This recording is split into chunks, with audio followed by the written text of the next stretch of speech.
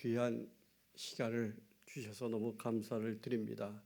지난번에도 우리 이 지역에 있는 우리 목사님들 초청해서 격려해 주셨는데 너무너무 다시 한번 감사를 드립니다. 힘을 얻었습니다.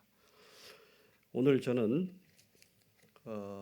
우리 학원 선교가 얼마나 귀중한 것인가 함께 우리 성도님들과 좀 깊이 생각해보는 시간을 가지려고 합니다. 오늘 성경 말씀 사도행전 1장 8절을 저희가 봉독했는데 바로 교회의 존재 이유가 가장 큰 존재 이유를 거기서 말씀하고 있습니다. 복음을 전파하는 것, 그리고 정말 땅끝까지 복음을 전파하는 것이 교회의 존재 이유고 사명이라고 하는 분명한 말씀입니다. 그래서 저희 한국 교회는 정말 복음이 들어가지 않는 지역, 특히 우리가 얘기할 때에 어느 지역을 우선으로 할 거냐 했을 때는 복음화율이 아주 작은 지역, 대개 복음화율이 4%가 안 되면은 미전도 종족이라고 그러지 않습니까? 거기를 우선으로 하고 있습니다. 2만여 명의 많은 선교사들을 파송하고 있는 한국교회, 이미 선교 대국이 되었습니다. 그런데 아시아에서 복음화율이 3.7%, 그러면 당연히 미전도 종족이겠죠. 한국교회가 최우선으로 관심을 가져야 할 지역이고 민족입니다. 그런데 아직까지는 소홀히 하고 있습니다. 어디 나라, 어느 민족이겠습니까? 우리 성도님들 어디라고 생각하세요? 바로 한국입니다. 여기입니다. 장차 이 나라 교회의 미래가 될 청소년들의 복음화율이 이미 3.7%라고 얘기하고 있습니다. 그럼 한국교회가 최우선적으로 선교에 열정을 가져야 할 1순위는 당연히 청소년입니다. 맞죠? 어떤 분들은 그 너무 엄살 아니냐, 3.7%라고 하는 얘기는 너무 심한 얘기 아니냐. 사실 3.7%라고 하게 되면은 정말 극단의 어떤 대처가 없이는 한국교회가 20년, 어떤 분들은 25년 뒤에 서구교회의 모습을 가질 거라고 이렇게 진단합니다. 근데 현장에 있는 저희들은 그 매년 학생들의 모습을 보면서 이것이 현실로 다가올 수 있구나. 저희는 피부로 느낍니다. 왜냐하면 3.7%라고 하는 숫자는 어떻게 보면 과장된 숫자인 것 같지만은, 그러나 심각한 거는 우리 모두가 동의하지 않을 수가 없습니다. 하나 예를 든다라고 하게 되면은 얼마나 좀 심각한 것이냐. 여기 지금 숭실고등학교, 예일여자고등학교, 명주고등학교 목사님들이 함께 참여하고 계시는데, 대성고등학교는 해도 한 20년 전에는 1학년, 2학년, 3학년이 2,700명이었습니다. 그리고 그 2,700명이 지금은 1,000명으로 줄었어요. 재학생이. 중학교는 2,700명이 넘는 학생들이 한 800명당 700명 선으로 줄은 것이 현실입니다. 그리고 그 옛날에는 2,700명이지만 보통 그때는 15%에서 20%가 교회 다니는 학생들이기 때문에 거의 한 400~500명이 교회 다니는 학생들입니다. 근데 지금은 이제 3.7%라고 하게 되면은 예전에 비해서 10배 이상 줄어든 숫자가 되겠죠. 사실 은평구는 타 지역보다 이렇게 심각성이 느끼지 못하는 이유 가운데 하나가 타 지역보다 저희 지역은 한 15% 정도 교회 다니는 학생 비율이 높습니다. 그 이유는 누가 뭐래도 우리 지역은 한국에서 제일 기독교 학교가 많은 지역입니다. 기독교 학교 때문이라고 모두가 진단하며, 여러분들 이렇게 믿으십니까? 사실 저희 학교에 그 2,700명 됐을 때는 선교단 하는 학생들만 하더라도 한 100여 명 정도 이러다 보니까 이 선교단하는 친구들 가운데에 우리 한국 교회에서 뭐 CCM 가수도 많이 나왔죠. 뭐 저희 학교 출신만 보더라도 우리 나이 드신 성도님들은 잘 아실 겁니다. 다윗과 요나단이라든가 뭐 좋은 씨앗이라든가 요새 또 중년 그 강찬이라든가 또 이게 기타 잘 치는 함촌이라든가 이런 친구들은 학교에서 선교단 활동했던 친구들입니다.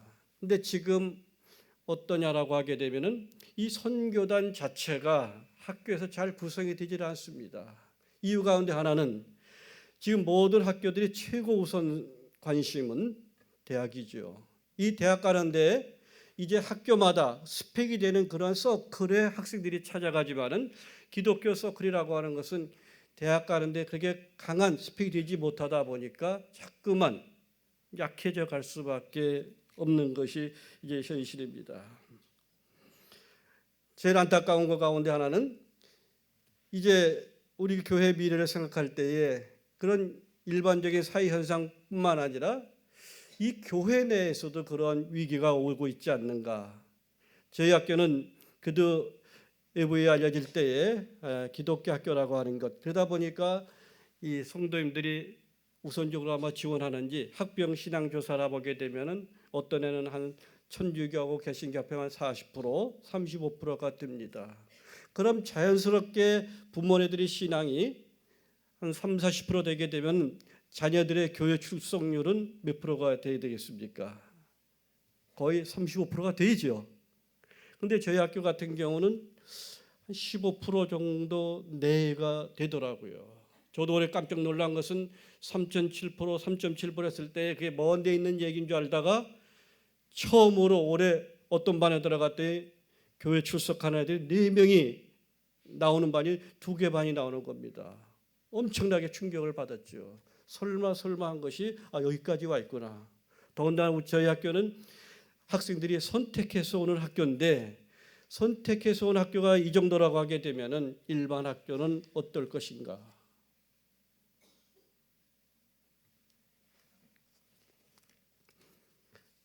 제가 아이들에게 물어봅니다. 분명히 엄마는 권사님이고 또 아빠는 안수집사님이고 심지어는 장로님의 자녀가 교회를 출석 안 하는 경우가 있어요. 그래서 이제 그런 학생들은 불러다 놓고 얘기를 하죠. 야, 너 왜 교회 안 나가냐? 엄마 아빠가 교회 나가자 소리 안 하냐? 그 아빠가 죄송합니다만은 우리 은광교회 장로님들을 절대 아니기 때문에 양해해 주시고 들으셔 주기 바랍니다. 한 번은 아버님이 장로님이세요. 그래서 제가 야, 어떻게 장로님인데 너 어떻게 교회를 안 나가냐 했더니 저도 깜짝 놀랐어요. 그 입에서 목사님, 우리 아빠는 교회에서는 장로님이지만 집에서는 아닙니다. 그래서 무슨 얘기냐 했더니 우리 아빠가 신앙이 있다라고 하면 당연히 저보고 어떻게 교회 나가라 할 거 아닙니까? 제가 그때 굉장히 충격을 받았습니다. 사실 자녀를 신앙적으로 양육할 거냐 이 문제는 누구도 개입할 수가 없어요. 교회에서도 그렇지 않습니까? 이건 친권자인 부모님에게 절대적인 그렇지 않습니까? 부모님들이 정말 교회에서 권사님이고 집사님이고 장로님이라 하더라도 정말 신앙이 있다라고 하게 되면은 자녀를 신앙적으로 키우는데 아마 우선할 겁니다. 그러나 아무리 권사님이고 안수집사님이라 하더라도 그 신앙적인 어떤 것들이 멘탈이 흔들린다라고 하게 되면은 세상과 타협할 수밖에 없겠지요. 제가 시간이 없기 때문에 말씀을 드리지 못합니다만은 교목 제가 35년째입니다. 이게 굉장히 고참이죠. 근데 그 쭉 보면서 분명히 말씀드리는 것은 신앙대로 자녀를 키워서 그 아이가 잘못되는 거 제가 보지 못했습니다. 그 적당히 키우는 학생들 제가 보기에는 체크 다 해봅니다. 물론 그 교회보다 대학 우선해가지고 좋은 대학 갔는지 몰라도 지금도 잊혀지지 않는 것은 어느 장로님이 그렇게 자기 아들을 공부 열심히 시켜서 흔히 말하는 명문대학 들어갔는데 그 아이 입에서 뭐가 들었냐면 냉소적인 겁니다. 그 하나님의 영광을 돌린 것처럼 아버지는 자랑하고 다니는데 아이 입에서는 뭐냐면은 왜 그게 하나님의 영광이냐는 거죠. 우리 아버지는 어떤 분이냐? 그 아이 입에서 뭐라고 얘기가 되겠습니까?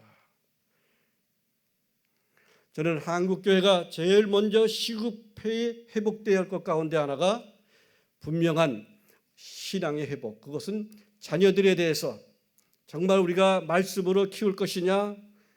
성경은 분명히 말씀하죠. 지금도 살아서 역사하신 하나님의 말씀을 믿는다라고 하게 되면은 말씀대로 양육하는 자녀에게 하나님이 복을 주십니다.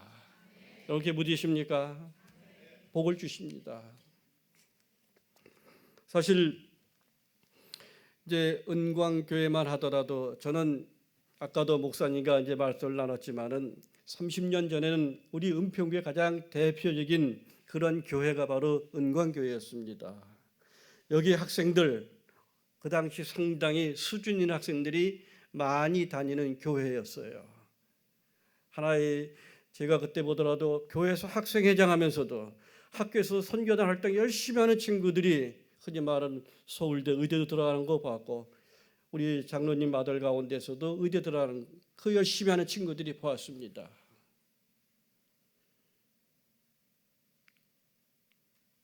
지금은 우리 은광교회도 제가 은광교회 다니는 학생들 그 얘기를 들어봤더니 옛날과 많이 변해 있더라고요.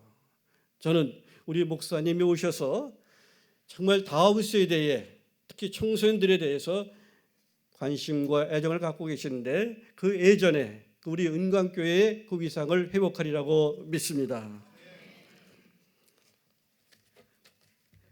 저희들이 이제 우리 목사님도 여기 계시지만은 이제 학교에 있으면 참 우리 사회가 많이 변했다라는 것 가운데 하나가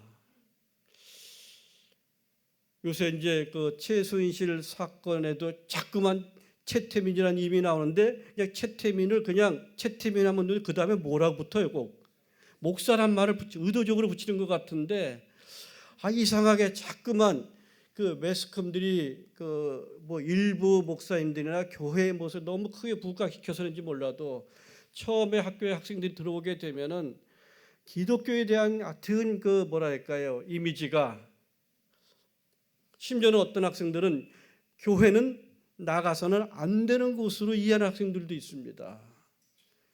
어떤 학생들은 목사님 하면은 매일 그 매스컴에서 그 잘못된 것만 보다 보니까 가까이 하면은 안 되는 분으로다가 이렇게 아이들이 얘기하는 경우도 많이 있어요. 그때마다 이 아이들에게 제일 중요한 어떻게 우리가 기독교에 대해서 선교는 두 번째입니다. 그 이미지를 어떻게 좀 교정시켜 줄 것인가.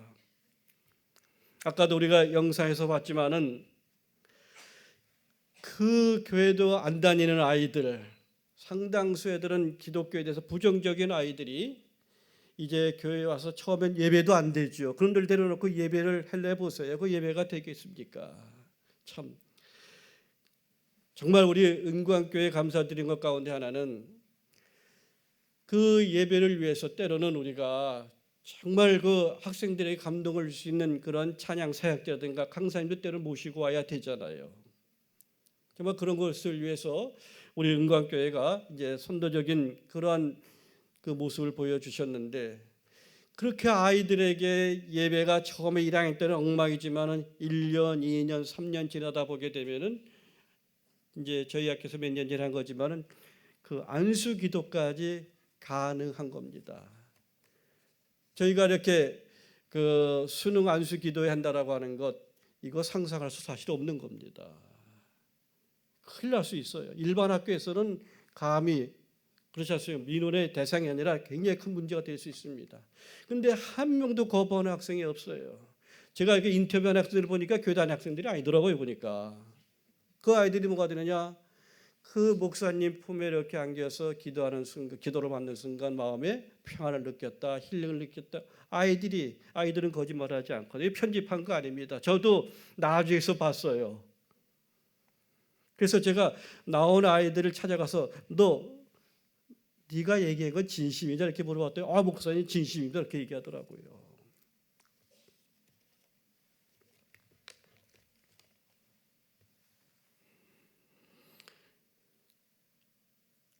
아직도 우리 한국교회 하게 되면은 한국교회는 2만여 명의 선교사를 해외로 파송하는 선교 대국입니다. 그리고 아직도 한국교회 선교하면 첫 번째가 해외 선교, 이제 두 번째가 이제 국내 선교라고 하게 되면은 어디가 우선이냐? 예전에는 군 선교가 우선이었습니다. 요새는 이제 군대도 좋아지고 하다 보니까 한국교회가 화두를 이제 통일이라고 하는, 그래서 올해는 통일에 관계되는 그러한 집회가 굉장히 많이 있지 않습니까? 제가 한번 우리 교계 어른들이 모인 자리에서 그런 얘기했습니다. 한국교회가 제일 우선적으로 관심을 갖는 것은 통일도 중요하고 해외 선교 중요하지만은 다음 세대인 바로 청소년들이다. 근데 청소년들에 대해서 우리가 전하고 싶어도 이제 전할 수가, 어디 가서 만나냐. 저는 지금도 잊혀지지 않는 것은 한 10여 년 전에 스님과 만나서 얘기했는데 스님이 그런 얘기를 하는 거예요. 기독교를 되게 부러워하는 겁니다. 왜? 불교도 보니까 답답해 하더라고요. 젊은 애들이 절에 안 오는 겁니다. 누가 가겠어요. 근데 기독교는 정말 부러운 곳이 있대요. 뭐냐 했더니 기독교 학교를 얘기하는 겁니다. 자기들은 젊은이들 가서 얘기할 장소마저 없다는 거예요. 전국에 몇 학교밖에 없는데 우리 개신교는 그 몇백 교라고 하는 그 기독교 학교, 이게 얼마나 저거 기독교로서는 정말 자기들이 봐도 너무 부럽다는 겁니다. 그 순간 저는 생각하기를, 야, 분명히 악한 영들은 이렇게 얘기할 때 우리 기독교 학교를 타겟으로 삼겠구나. 왜? 선교를 할 수 있는 마지막, 어떻게 보면은 그 어장이 기독교 학교라고 했는데 기독교 학교라고 하는 것만 건드려서 만약 제대로 못한다라고 하면은 한국의 기독교도 불교처럼 되지 않겠는가. 저는 그 어른들, 그 교계 어른들 모인 앞에서 분명히 얘기를 했습니다. 한국 교회가 해외 선교 다 중요하지만 그 선교 열정의 100분의 1만이라도 지역, 바로 그 복음을 전할 수 있는 기독교 학교에 대해서 관심을 갖는다라고, 그래도 희망이 있다. 깜짝 놀라는 겁니다. 이분들이. 내가 100분의 1이라고 얘기를 했습니다. 그게 저보고 그래요. 그럼 목사님네 학교는 어디 교회에서 지원을 받는 그 데가 있습니까? 그러길래 제가 얘기를 했죠. 우리 지역에 목사님들 계시지만은 정기적으로 교회에서, 지역 교회에서 후원한다든가 그렇게 하는 교회 거의 없습니다. 제가 얘기를 했습니다. 우리 목사님들 맞지요? 예? 거의 없는 게 현실입니다. 우리 영상에서 봤지만은 이제 저희 학교만 하더라도 이제 수능 전에는 아이들 기도해 준 다음에 수능이 끝난 다음에 이틀간 학교에 아예 출석하지 않고 교회로 애들 데려가서 이틀 동안 이제 부흥회를 합니다. 정말 거기서 예수 믿어야 되고 결단과 헌신까지 시킨 다음에 내보냅니다. 교회에서 정말 학생들을 몇 명 세려주기 힘들지만은 우리 여기 근처에 있는 명지고등학교 같은 데는 수백 명씩 1년에 아이들 세례를 줍니다. 숭실고등학교나 예일여고는 우리나라에서 알아주는 모범적인 기독교 학교니까 그런 데는 말할 수도 없겠죠.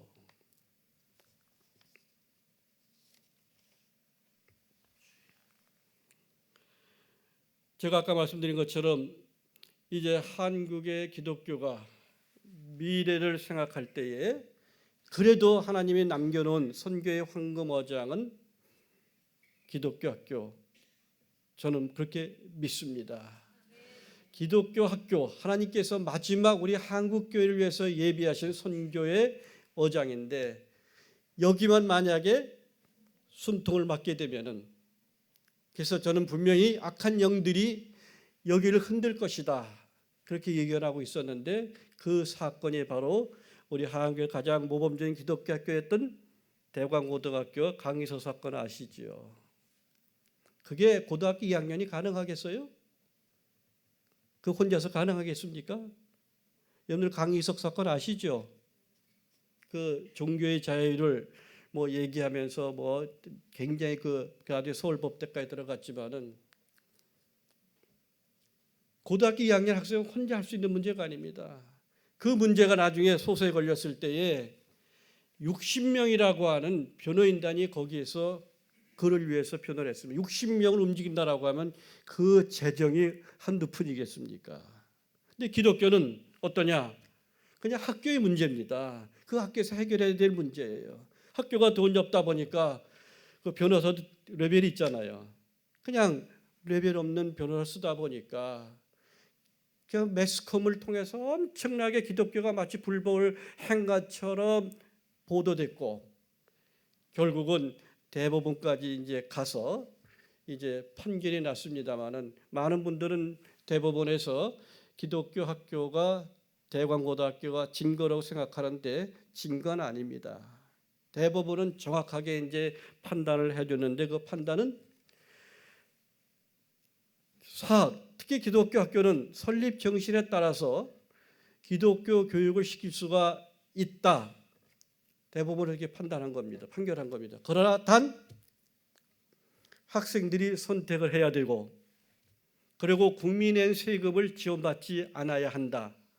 강제로 학생들이 배정을 받고 정부의 지원을 받을 때는 고려해야 된다는 것이 이제 그 판결문 요지입니다. 그 사건이 일어나자마자 이 근처에 상당히 요란했습니다. 우리 명지고등학교 같은 경우는 부흥했더니 뭐 할렐루야 교과서 뭐 수업 시간에 그래서 한겨레 신문에서 저거 되고 저희 대성고등학교 하더라도 절기 헌금을 했더니 MBC 9시 뉴스에 강제로 헌금 받는다고 뉴스에 나오질 않는가. 예일여고 같은 경우는 종교의 자유를 얘기하면서 학생이 피켓을 들고 계속해서 이제 투쟁을 하고 숭실고등학교도 굉장히 그런 문제가 있었습니다. 굉장히 힘들었죠. 근데 그 힘들었을 때에 어떻게 보면은 그 선교지가 그렇게 정말로 난도질을 당하는데도 한국 교회에서의 어떤 관심 밖에 그냥 학교의 문제였습니다.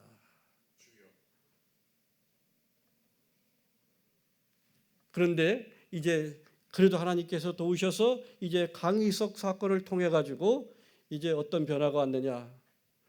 그래도 교계가 늦게나마 관심을 갖고 계속하다 보니까 이제는 옛날에 일방적으로 이제 배정하는 것이 아니라 이제 학생들이 선택권을 이제 줄 수가 있는. 그래서 여기 명지나 예일이나 숭실도 다시는 이제 강의서 사건 같은 것이 나올 수 있는 개연성은 없어졌습니다. 왜냐하면 학생들이 이제 지원을 하는데 정말 감사한 것은 이 지역의 우리 기독교 학교들 특히 예일이나 명지나 숭실은 선호도가 높아서 입학 지원율이 6대1, 7대1까지 됩니다.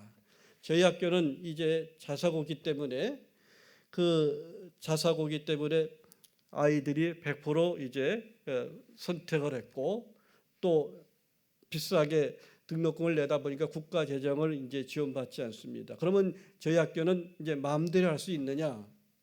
저희는 만약에 예배 시간 같은데 뭐라 툴툴대면 불러다 놓고 얘기하지요. 저희 학교 같은 경우 야, 너 우리 학교는 이렇게 세워졌으니까 네가 선택했지 않느냐. 만약에 마음에 안 들면은 너 얼마든지 딴 학교 전학가 얼마든지 내가 우리가 도와주겠다. 지금 우리 대성고등학교는 지금 여기 들어오지 못해서 기다리는 학생들이 굉장히 줄을 섰으니까 너 어떡할래? 이런 식으로 이제 저희가 얘기를 하면은 대부분이 이제 넘어가는데 그럼 저희 학교는 어떠냐? 저희 학교도 마찬가지입니다. 이 정부에서 자사고라고 했을 때에도 이 자사고에 맞도록 이렇게 거기에 운영 지침을 줘야 되는데 그냥 만들어 놓고 일반 학교와 똑같이 취급하다 보니까 이 재정적인 면에 선교에 관계되는 일체 쓸 수가 없습니다. 만약 썼다라고 하게 되면은 이건 감사가 나오고 행정 그러니까 방법이 없어요.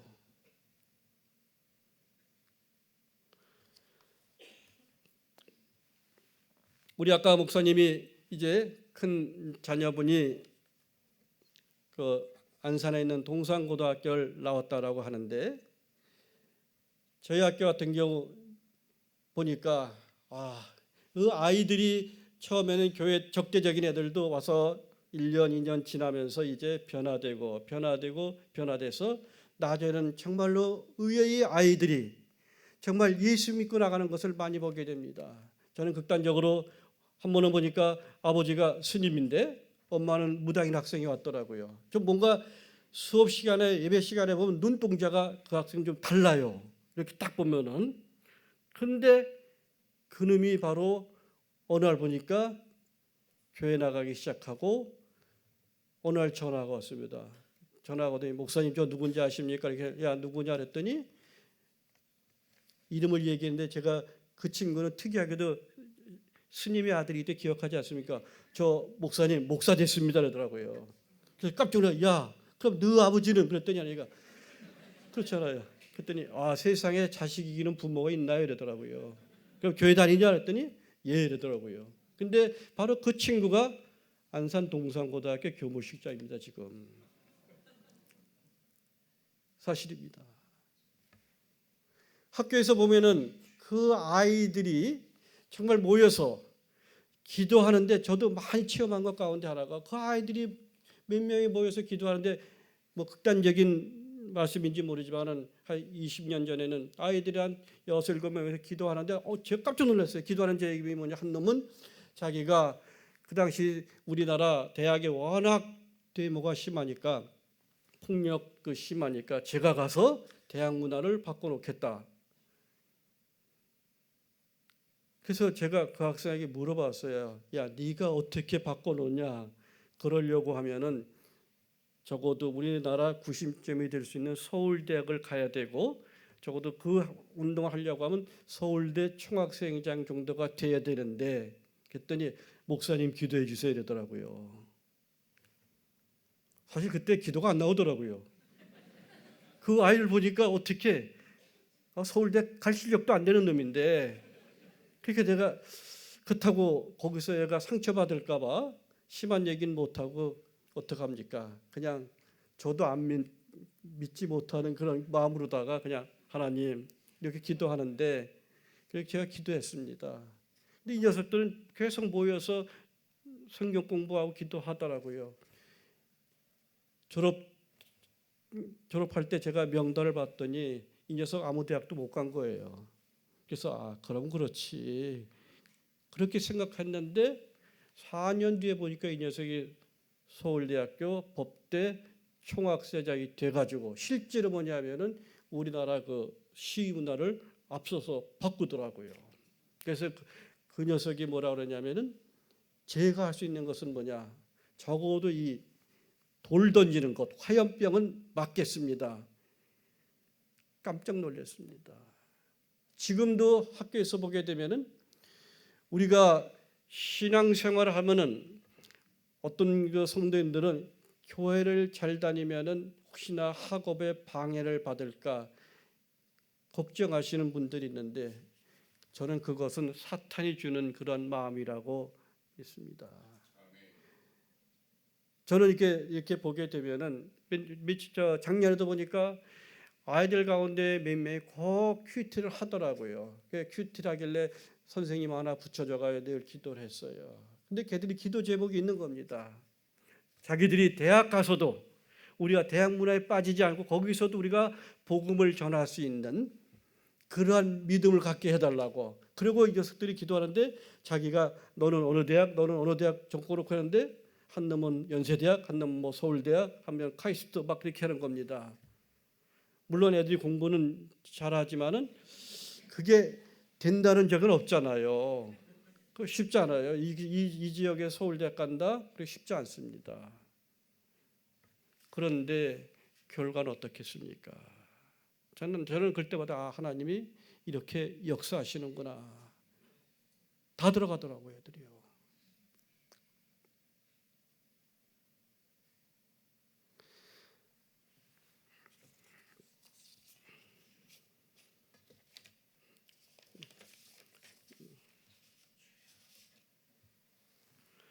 이제 우리가 정말 교회가 최우선적으로 관심을 가져야 할 곳이 어디겠는가?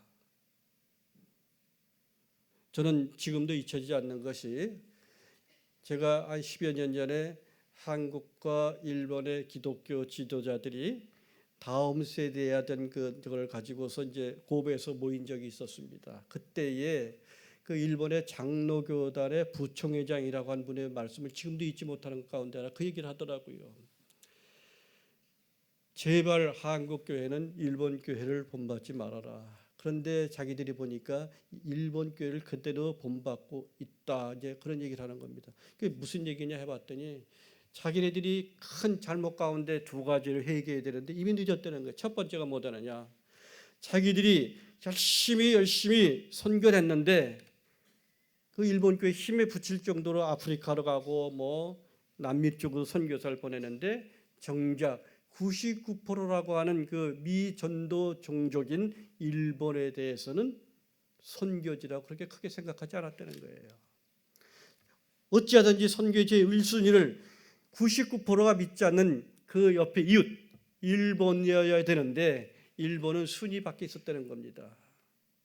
두 번째는 자기네들이 제일 우선해야 될 것 가운데 하나는 다른 데는 몰라도 정말 자녀들에 대해서만큼은 신앙적으로 양육해라 이걸 강하게 얘기해야 되는데 일본 교회는 그거에 대해서 너무 관대했다는 겁니다. 그냥 부모님에게 맡겨뒀다는 거예요. 그러다 보니까 흔히 말하는 장로님 자녀 가운데 일본은 쉽게 교회 안 다니는 애들 그리고 그 교회 안 다니는 것은 그냥 개인의 문제로다가 그냥 했는데 30년이 지나서 보니까 교회에 젊은이들이 없고 그래서 일본 교회는 자기들이 그 장로교 부총회장의 말씀이 자기네 교단이 한 3,500개 교회 되는데 5년 이내에 목사님들이 은퇴하지만은 그 500명을 은퇴할 수가 없게 돼 있다. 왜? 올 목사님이 없다는 거예요. 신학교 가면 신학생이 없다는 겁니다. 그러면서 그때 그분이 하신 말씀이 한국 교회는 이제 선교지가 멀리가 아니라 왜? 먼저 예루살렘과 유다와 사마리아 바로 예루살렘 여기가 바로 선교의 제1순위라고 하는 걸 잊지 말아라. 특히 자라나는 그 학생들 그 세대에 대해서 과연 몇 프로가 예수를 믿는가 여기에 대해서 한국교회는 대처를 해야 된다. 그리고 교회는 어떤 경우라도 자녀들이 신앙적으로 자라는 것에 대해서 그리고 신앙적인 그런 그 자녀들 이런 자녀들이 정말 교회에서 자라날 수 있도록 교회가 강하게 또 신자들도 그것이 선교하지만은 제일 선교의 1순위는 뭐가 되느냐 자기 자식을 예수 잘 믿게 키우는 것이 뭐냐면 멀리 안 가도 바로 그것이 선교에 동참하는 것이다. 그것을 뭐냐면 한국 교회가 깨달으라. 일본 교회가 자기들이 이제 아픔을 통해서 얻은 교훈이다. 이제 그런 말씀을 한 것을 저희가 기억합니다. 일본에도 기독교 학교 많이 있습니다. 근데 일본의 기독교 학교는 한국의 기독교 학교와 달리 그렇게 기독교 교육에 대해서 너무 관대하다 보니까 명복만 기독교 하다 보니까 자기들이 이제는 기독교의 어떤 그 정체성을 회복하기 힘들게 된 것이 현실이 되었다. 그래서 한국 교회는 이제 마지막 남겨놓은 일본도 100여 개 넘는 기독교 학교가 있지만은 거기에 희망을 걸 수가 없다. 왜? 이미 다 세속화됐기 때문에 한국 교회는 마지막 그 400여 개라고 하는 기독교 학교가 어찌 보면은 한국 교회의 미래의 대안이다. 이런 인식을 가지고 한국 교회가 정신을 차려라. 이제 그런 말씀을 하신 것을 지금도 잊지 못하고 있습니다. 저는 그 말씀에 동의합니다. 여러분도 동의하십니까? 기독교 학교 복음을 전할 수 있습니다. 아이들 어를 하나 변화시키는 데는 정말로 힘들다고 얘기합니다. 누가 통계를 잡자도 학생들 3,400명 회개시키는 거하고 변화시키는 거하고 어른 한 명 변화시키는 것 누가 얘기하기를 그 17살 전후가 가장 복음을 받아들이기 쉬운 그런 때이기 때문에 수백 명의 그 학생들에게 복음을 전하고 그들을 변화시키는 것이 20살이 넘은 어른 한 사람 변화시키는 것도 쉽다는 겁니다. 그런데 한국교회가 과연 얼마나 이 사역에 관심을 갖고 있었느냐. 저는 이제 우리 한국교회의 희망을 보는 것은 우리 은광교회 우리 목사님 우리 성도를 통해서 다시금 이제 용기와 격려를 얻습니다. 우리 은광교회 같은 정말 이러한 관심과 격려가 있다라고 하면은 우리 한국교회의 미래는 분명히 밝다고 저는 믿습니다. 하나님께서 우리 은광교회를 통해서 이 귀한 사역을 온전히 감당하게 하실 것이고 저희 교목들은 맡겨진 사역에 최선을 다할 것입니다. 위에서 늘 잊지 않고 기도하고 격려해 주시기를 부탁드리겠습니다. 기도하겠습니다.